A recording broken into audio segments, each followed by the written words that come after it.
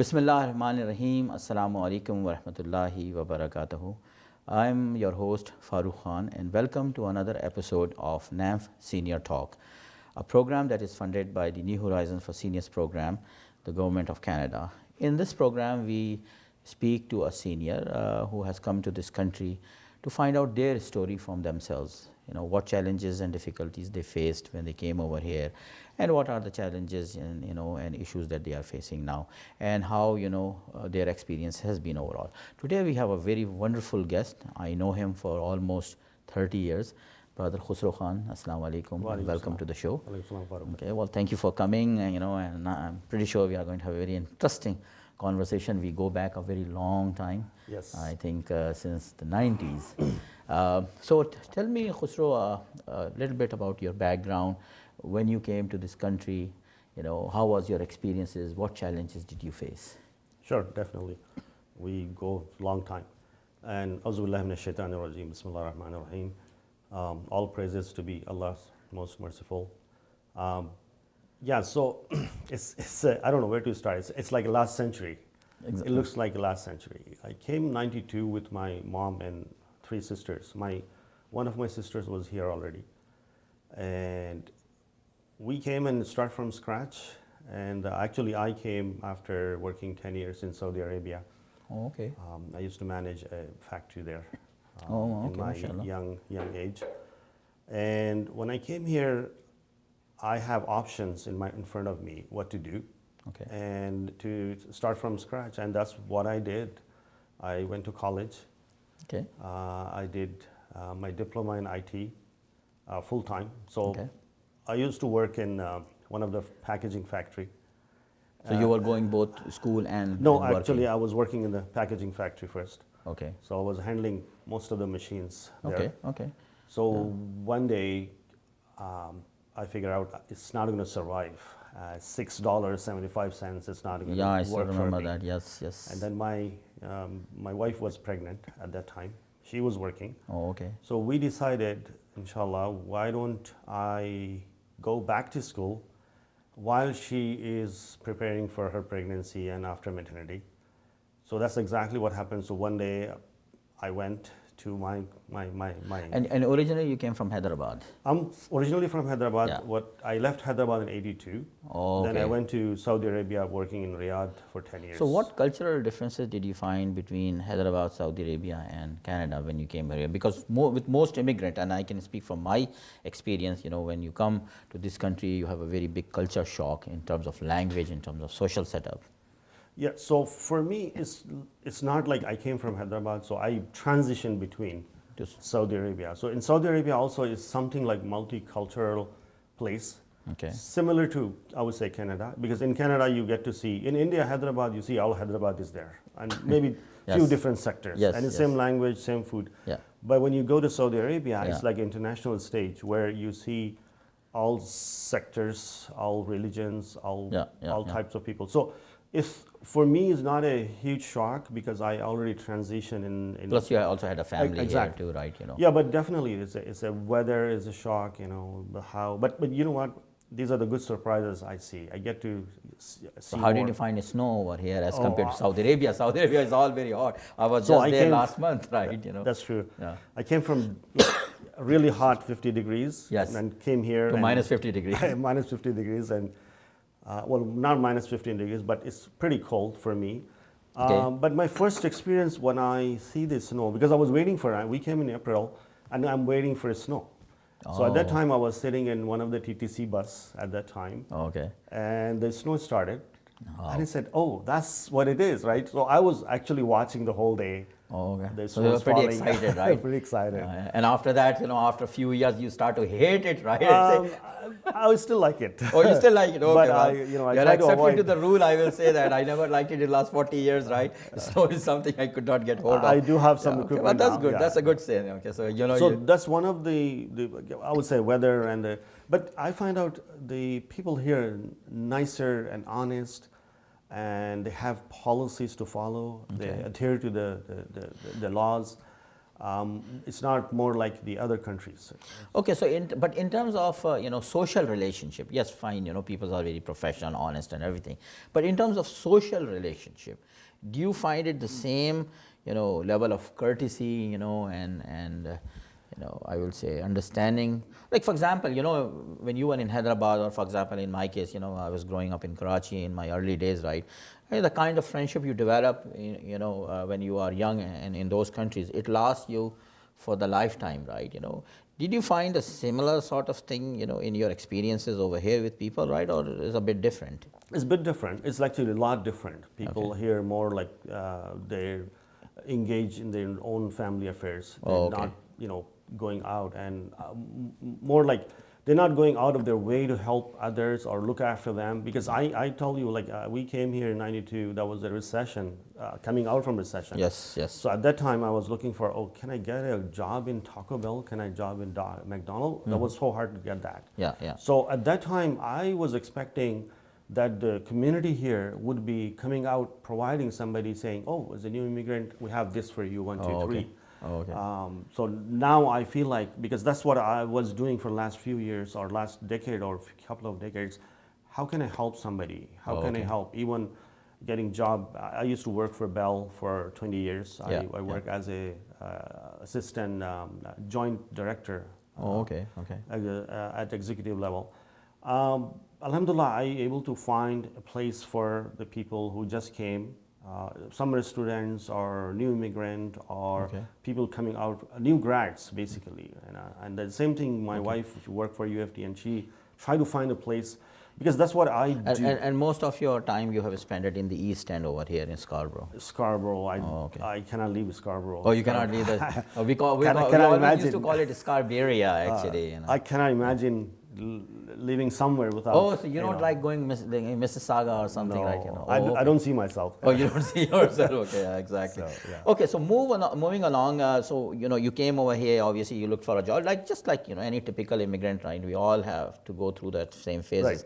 And then you got married, and then obviously you got children. Now you have moved into your retirement life now. How are you coping with that? Because when you are working, you are busy all the time. You're going in the morning 7 o'clock, you're coming back at 6 o'clock in the evening, right? And then you have to go do groceries, and obviously you have to do all the housework. It's not like back home, right? You have mates and everything. You have to do everything by yourself. But when you are retired, right, and when you're not working, obviously life changes. How are you coping with that? Yeah, so that's very true. When I was working, not only I was working like 9 to 5, and I never be late to my work ever in 20 years. And also I never dropped my kids late to the school. Even my kids came to NAMF.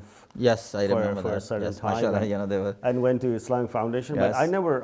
You know what? When my daughter was graduating, I asked Brother Yahi, he was a principal. I said, I should be getting a word, because I was dropping them on time every time. Yeah. So yeah, you're right. Going back to the question, where I was not only busy, mega busy, but you find time. You find time. You find time for the community, you find time for your family, for your kids, and for the extra activities.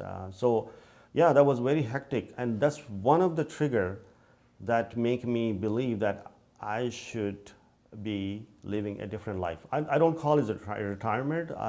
It's retirement.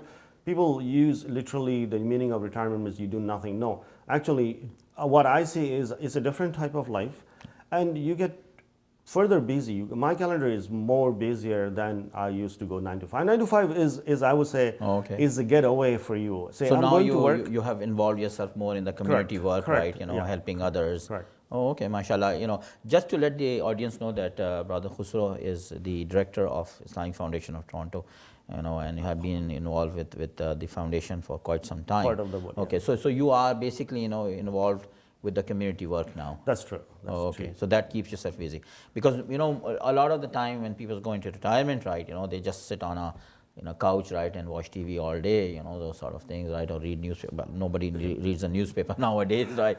They watch YouTube. So okay, so what let's talk about what kind of work are you doing in terms of community work. So Well, I definitely, I'm more close to the social services. Oh, okay. So my team like take care of the seniors, more seniors. Oh, And mashallah. recently we involved in COVID vaccine clinic. We're Oh, working okay. with Scarborough Health Network. Okay. So successfully we have done four clinics now. Okay. Good. Good. That required a lot of And obviously, you coordination. also got your own Yeah, so I vaccine was too. part of it. Okay. And then also, we during COVID we also had a program where we used to supply the food bags to the shelter. So Okay. we were working there. So any opportunity is coming. Either is due to COVID or due to anything or any disaster. I see that's an opportunity to Yeah, get yeah. involved and So and how, help. as an individual, you coped with COVID during the pandemic? Okay, so in the beginning, like it was for everybody else, like I said, it's a lockdown. I said, oh, what do we do? Are we going to, that's the end of the world? That's the feeling. That's right. That's But right. again, like, oh, what can I do during this time? How can I contribute this in this time? Oh, okay. What is my contribution? What can I do? Or how can I be saved at the same time? Yeah. Because, you live with your elderly parents. No. My in-laws are very aged and my mom Yes, used to yes. live with me. So we have to be considering that as well. Okay. So it's very like a tough life at that time. But what I say is just because of COVID, you not stop doing everything. You're still saying, okay, how can I contribute? What is my contribution? Was a tough, very tough. Okay, And not okay. only that, the toughness comes from the panic of our family members. Oh, don't do this, don't bring this. Oh, Yes, did you yes. wash your hand? Yeah, Why did you exactly, go there? right? exactly. So there's so much restrictions yeah. put on you. Even if you want to do something, you I cannot mean, in do the it. beginning, I remember, it was even like sneezing was an issue, right? And say, okay, should I sneeze or not, right? Before they say bless you, now they're saying, oh my God, you're sneezing, or you have Yeah, COVID, exactly. you have fever. Like, Exactly. yeah, that's Exactly. true. But you know what? What I find out is everybody changed their life, and everybody got a new perspective and say, oh, if there is no transportation, we live close to highway, very close to highway, and you see the buzzing sound of highway. Yeah. With COVID, So it's so quiet. quiet. I said I never experienced that. Yeah. So everything has just come to still. No plane, no trains, no nothing, and that was like you're not going to get that experience. People say. We used to hear that people say, "Oh, we survived Second World War, Third World War not Third World, Second I World War." hope not. I hope not. First We World are War. getting there with the Ukraine war, right? First World War, second. Yeah. But now I said, "Hey, we survived COVID." Yeah. That's also a huge experience. There's millions of people lost their life because of Absolutely. that. Absolutely. So we survived that. That's a very unique experience, and you can share with your generation, coming generation. yeah. So yeah, that was very tough, but. I find out our government did a good job, and they showing the way they distribute the money. The money was accessible to the students, to the businesses, to the people who's not working, Yeah. lost their job. I think they did a good job on that. Okay. So I appreciate that, and so at least there's one less burden for you financially, and also the health wise. Yeah. There is a few things I noted myself. It's personal, my observation. So now people used to go to doctors. They stopped going to the doctors. Now everything is on the phone. Everything's on the phone, and then sometimes they avoid. So actually, you don't need to go to doctor for all the time. In reality. Yeah, that's right. Right. If you just And have a then cough or something. just, right? yeah, and then you take regular and check. Like for seniors, I would say But don't you think that yes, in a way it's good that everything is online and on the phone, right? But it's also reducing the human interaction that is so important, because humans are social animals, right? They need to interact with each other. Yeah. So that's I would say that's a minus point. That's a negative side. Yeah. Negative. You don't have like the opportunity to see face to face. Okay. But on the other side, like people go on businesses, remote businesses. They have Zoom became one of the part of the life now. Stocks went up from the $100 to $400, and people start utilizing the technology. So that's a plus point. And the minus point, yes, of course, the kids suffer a lot. So what do you have to say about in terms of, for for example, Canada Pension Plan, right, and old age security. Do you think that the government is doing a sufficient job, given the inflation right now, right? As you know, gas prices have gone, skyrocket now. Do you believe that it's sufficient, or the government, should look into it, right, by, providing more to the seniors? Because, when you have a limited income, it becomes very difficult. I'm pretty sure, you are seeing the same issue at your foundation, whereas I'm seeing it over here in terms of our food bank, the number of seniors that is coming over here. What do you have to say about, this particular issue? Yeah, inflation definitely affecting a lot. Not only seniors, I would say even for the general public and especially seniors. Yeah. So I would definitely expect the government to do something extra, like some kind of allowance, like during this pandemic, COVID allowance. I think they gave some kind of like pension, extra pension, $100, Yes. $200. Yes. But that's not Sufficient. enough. If they can continue to do that until we control the inflation, because automatically the food is doubled. When you try to get a sandwich, and that sandwich went from $4 to $8 easily. Now, tell me, in terms of your experience, do you feel that that the seniors, because the lifestyle is very different. When we are back home, we have extended families. Children normally stays with the parents, right? Over here in the West, it's very different. They get married, they move on with their careers, right? And normally, I've seen seniors, living a very isolated life. Do you feel that, we need projects like maybe a senior residence where the seniors, can come and live together? Or do you think that still, that sort of thing is not needed in the community? 100% far away, 100%. Like that's one of the most needed thing for this community, for our Muslim community, I would say, because we have a stigma saying, oh, why do you send your parents to, but you're not even giving the proper care. Well, and you're not capable. You're not equipped to do that. You don't have any resources to do that. So the best option is, you have a reportable or respected senior place or home or center where they can be happy and mingle and spend their time. I would say in a more culturally sensitive. Yeah. So they have their needs, like medical needs or spiritual needs. That's and right. They have musalla and food is proper halal food. If you provide that in one place, I think that's what they need. Because if I have my parents sitting at home and we all going to work, they're bored. They're not going to do anything unless they go on WhatsApp and YouTube, and how much WhatsApp and YouTube they can watch. Yeah. So yes, definitely that's what is needed, because we build enough masajids. And it's a time to turn around and move our focus where we can provide the better place for the seniors where they can spend time, the quality time. See, I would say when you come to age, your activities change, and you kind of in transition period where said, you know what, I want to be more spiritual, I want to repent, I want to be more closer to Allah subhanahu wa ta'ala. That's their focus. So that focus only can be nourished in that environment. That environment has to be there. If you don't have that environment and you're putting more responsibility for your kids on your elderly parents, that's not fair. I mean, certainly I can relate it, to that experience. I remember, when in 2014 my father passed away, and in 2015 I told my mom, right, she was in Karachi, that let's go, I want you to come and live with us, and she vehemently refused.